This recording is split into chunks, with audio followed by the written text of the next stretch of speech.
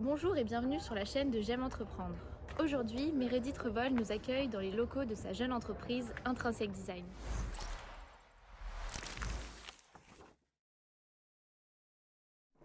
Bonjour Meredith, Bonjour Clara, merci de nous accueillir aujourd'hui dans les locaux de ta jeune entreprise Intrinsèque Design. avec plaisir.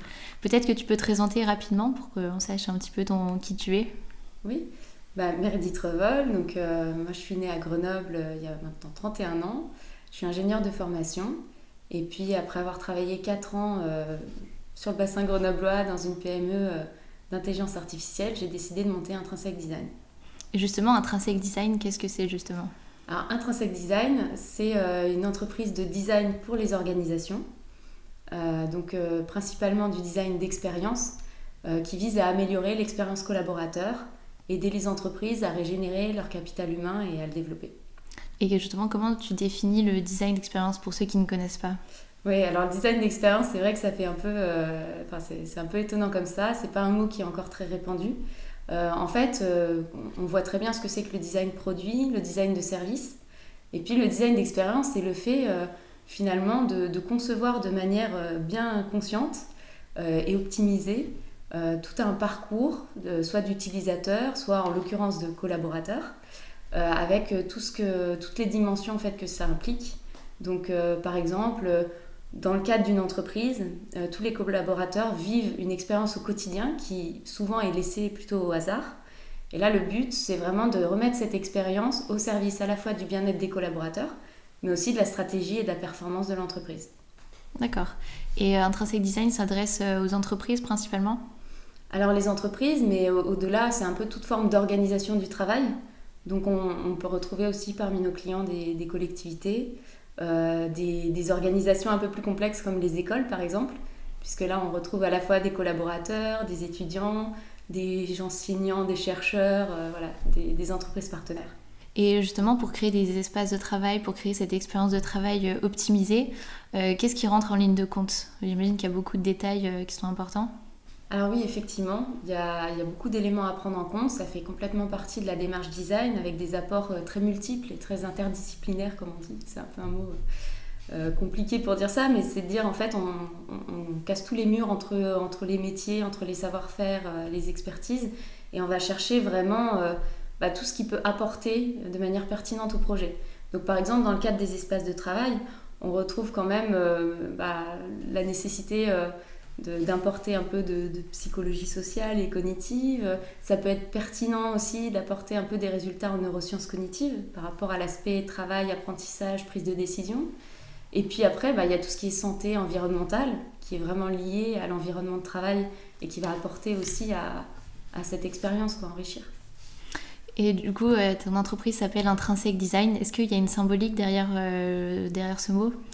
Alors oui, c'est vrai une que... Une histoire peut-être Alors pas forcément une histoire, mais je cherchais un mot bien français pour exprimer le fait que le design qu'on allait proposer allait être vraiment en phase avec la raison d'être des organisations, leurs valeurs intrinsèques, et puis surtout que ce design serve aussi à activer des leviers de motivation intrinsèques chez les collaborateurs. Donc c'est vraiment un mot qui revenait beaucoup dans le fait d'aller chercher en soi des choses. C'est un peu...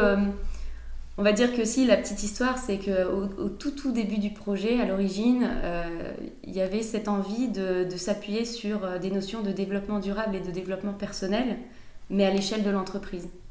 D'accord. Donc et ça m'a conduite à ce mot-là, qui est quand même apparu un petit peu par magie au moment où je l'ai écrit, parce que je l'ai cherché pendant longtemps quand même.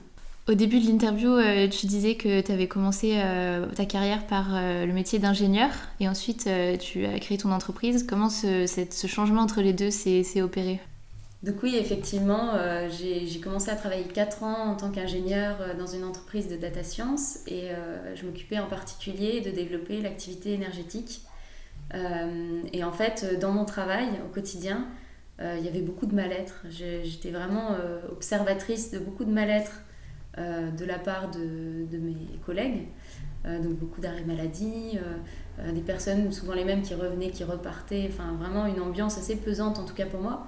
Et j'étais tellement sensible à ça, finalement tellement sensible à mon environnement de travail, qu'il me devenait presque impossible de me concentrer sur ma mission, quoi.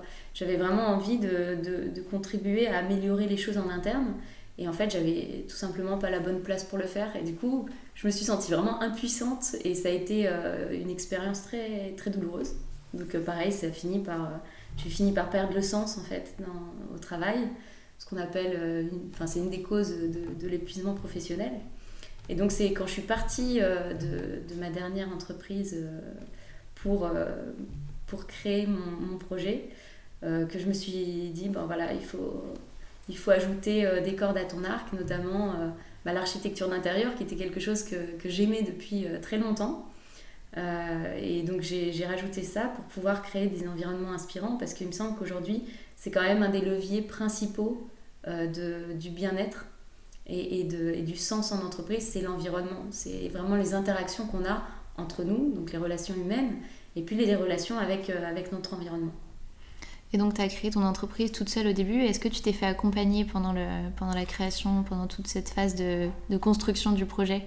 Oui, alors c'est vrai que j'ai eu la chance aussi, mais on a beaucoup de chance en France pour ça, pour le coup, d'être accompagné. Alors au début par Pôle emploi, donc c'est un accompagnement qui est plutôt financier, mais à la création d'entreprise, et qui permet de pouvoir consacrer du temps au projet.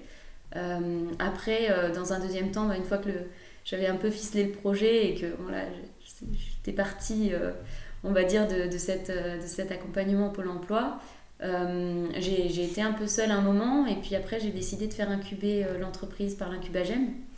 Ça, c'était vraiment pour briser la solitude, d'autant que c'est arrivé en plein dans le premier confinement.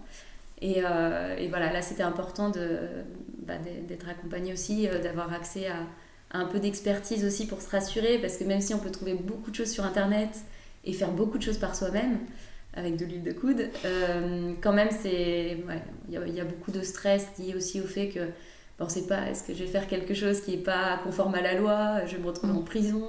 Donc non, au début c'est pas mal d'avoir accès quand même à des incubateurs ou à des programmes d'accélération. Et puis Intrinsèque a eu aussi un programme d'accélération. On a eu accès suite à un concours de pitch French Tech in the Alps. Donc on a eu accès à un programme d'accélération par l'entreprise Orange. C'est un programme femmes entrepreneuses. Et donc ça a permis aussi de rencontrer du monde, créer du réseau. Et comment est-ce que tu as financé justement le Intrinsèque Design ? Alors la première partie, comme je disais, il y avait l'accompagnement Pôle emploi, donc, qui me permettait moi de subvenir à mes besoins tout en consacrant mon temps à ce projet-là. Et puis en fait, ça s'est arrêté assez rapidement. Et en fait, sur les premiers projets, j'ai clairement valorisé, on va dire, mes compétences même d'ingénieur. Enfin, toutes les compétences que je pouvais valoriser quand je trouvais un besoin, en fait, je faisais rentrer un peu de trésor, ce qui permettait de financer le projet et le développement, donc plutôt de l'autofinancement. Et puis là, récemment, on a eu un prêt d'honneur qui a été délivré par Gaïa. Et du coup, en même temps, on en profite. On est en train de faire le montage. Il y a l'arrivée d'un nouvel actionnaire, le prêt d'honneur de Gaïa, et puis on fait un montage avec un prêt bancaire pour financer justement un gros développement là sur 2022. Maintenant que du coup tu as créé ton entreprise, a posteriori, quelles difficultés ont été les plus grandes, on va dire, depuis le début de la création d'Intrinsèque Design ? Ouais. J'imagine qu'il n'y en a pas qu'une seule.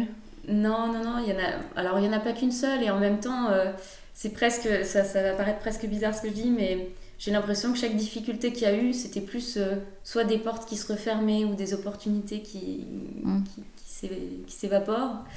Et en fait, c'était souvent lié à des blocages personnels. Donc, comme tout ce projet, en fait, il est issu d'une grosse remise en question quand même que j'ai eu à faire à un moment donné. J'étais pas mal amenée à me questionner, à me remettre en question, et puis surtout à entamer une démarche de développement personnel.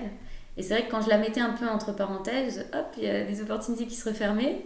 Et du coup, des fois, il suffisait de me re-questionner sur des blocages qui étaient vraiment liés à l'entrepreneur plus qu'au projet lui-même, finalement. Et puis hop, dès que c'était débloqué, ça se rouvrait. Donc, plus grosses difficultés, elles étaient vis-à-vis de moi-même, en fait. Beaucoup l'autodiscipline, peut-être, un peu au début. L'hygiène de vie. En fait, tout ce que nous, on veut pouvoir amener aussi dans les environnements inspirants, c'est d'arriver à trouver son environnement, à rester aligné avec l'intention initiale du projet, et puis bien s'entourer. Mais Mais globalement, non, des grosses difficultés. Bon, pour l'instant, je touche du bois, mais pas trop vite. Et est-ce que tu as déjà eu l'impression depuis le début de la création d'Intrinsic Design que le fait d'être une femme, ça avait pu poser problème ou te mettre plus en difficulté sur certains points? Dans le milieu de l'entrepreneuriat, c'est vrai que les femmes sont moins présentes, même si la part de femmes présentes dans l'entrepreneuriat augmente au fil des années. Ouais, alors bon, c'est vrai que là, je suis pas une experte sur ce sujet. Il y a une super chaire là, de recherche sur l'entrepreneuriat au féminin qui est... La chaire faire, AGM, oui. Exactement, ouais, AGM. Donc moi, dans mon ressenti, non, mais comme je disais, comme c'est beaucoup lié, enfin, comme mes difficultés à moi étaient beaucoup liées avec moi-même, en fait, les barrières que je me mettais. Donc ça a été de faire péter des verrous que j'avais moi. Donc je peux pas dire que c'est féminin particulièrement. En tout cas, c'était vraiment... ça a été plus mon cas. Après, sur le financement, il paraît que c'est un peu plus compliqué. C'est vrai que j'ai pas fait appel à du financement au début. Donc, et puis, nous, on utilise une approche plutôt effectuelle. Donc il n'y a pas besoin de grosses levées de fonds. Donc, j'ai pas été confrontée peut-être aux difficultés de la plupart des femmes qui entreprennent. Mais pour ma part, non, j'ai trouvé... c'est vrai qu'il y avait ce programme Femmes Entrepreneurs.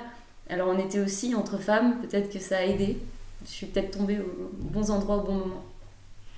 Et si jamais tu devais donner des conseils à quelqu'un qui souhaite créer son entreprise, quels conseils tu donnerais?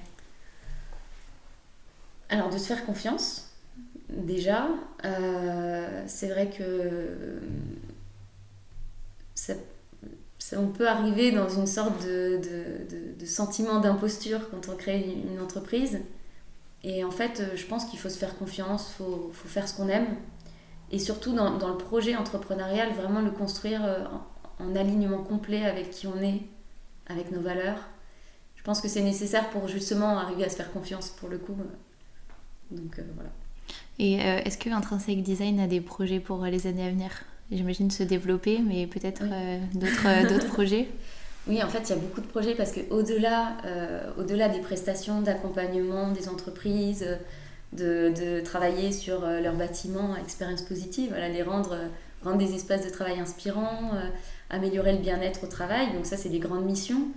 Mais en fait, au-delà de ça, il y a l'idée de développer un modèle d'entreprise organique, enfin d'arriver à promouvoir en tout cas un modèle un peu plus vivant pour les entreprises.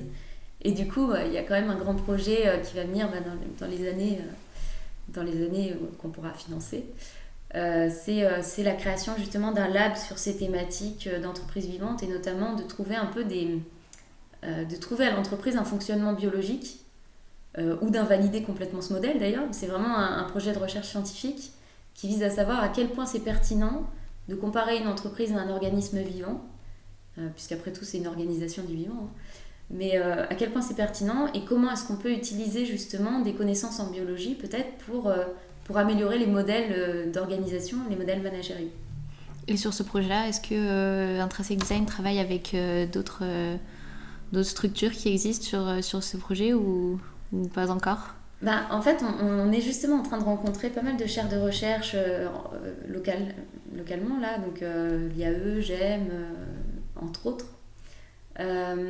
pour voir comment on peut avancer, parce qu'il y a beaucoup de travaux finalement qui sont menés en ce moment même sur ces sujets, qui sont plutôt innovants, mais pour autant très, très intuitifs finalement. Donc on a envie de creuser ça. Donc sur la gouvernance cellulaire, il y a déjà des choses qui se passent. Donc que ce soit des chaires de recherche ou des entreprises qui accompagnent déjà les gouvernances partagées et qui s'intéressent un petit peu à la gouvernance cellulaire, c'est intéressant.